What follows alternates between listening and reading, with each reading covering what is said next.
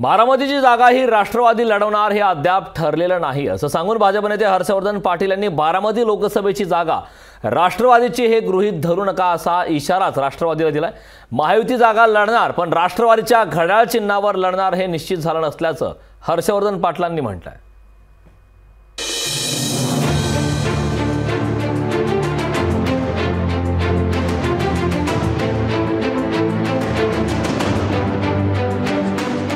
उमेदवार अजित पवार उमेदवार समजून तुम्ही तिथं मला मतदान केलं पाहिजे। बारामती लोकसभा मतदारसंघात राष्ट्रवादीचा उमेदवार असेल असं अजित पवार जाहीरपणे सांगू लागले।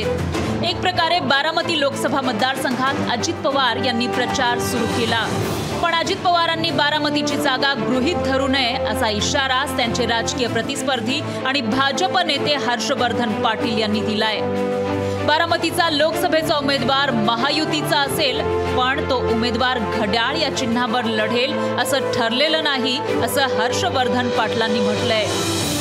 जागा वाटपाचा निर्णय होईल। आता आमचे वरिष्ठ नेते ठरवतील ही जागा कोणाला द्यायची आणि तिथं विनिंग कोण आहे आणि आपल्याला महायुतीचे उमेदवार जास्तीत जास्त कसे निवडून येतील हे वरिष्ठ ठरवतील। मला असं वाटतं पहिल्यांदा जागा वाटपाचा निर्णय होऊ दे, तो झाल्यानंतर मग पुढच्या गोष्टी। इंदापूरच्या विधानसभेचा उमेदवार कोण असेल याची काळजी करण्याची गरज नाही असं सांगतानाच हर्षवर्धन पाटलांनी इंदापूरवरही दावा कायम ठेवलाय।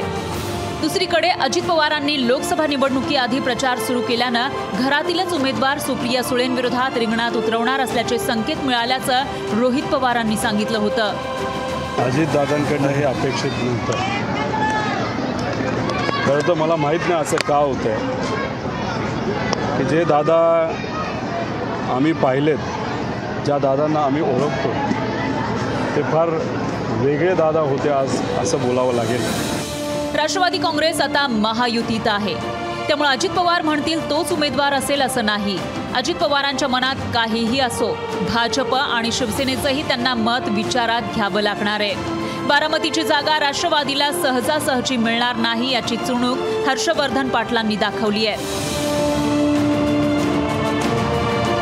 सुशांत डुमरे, लोकशाही मराठी, पिंपरी चिंचवड।